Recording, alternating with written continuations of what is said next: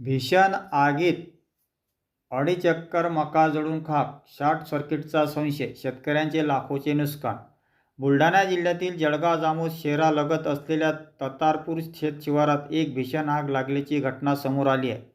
या आगीत शेतकरी शकुंतलाबाई लक्ष्मण बनकर यांच्या शेतातील सुमारे 2.5 एकर क्षेत्रातील कापणीस आलेला मका पूर्णपणे जळून खाक झाला आहे.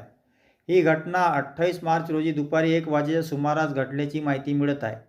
या दुर्घटनेत मका पीक, स्प्रिंकलर पाईप तसेच शेतातील इतर शेतीउपयोगी साहित्य देखील जळून खाक झाले आहे असून शेतकऱ्यांचे लाखो रुपयाचे नुकसान झाल्याचा अंदाज व्यक्त केला जात आहे.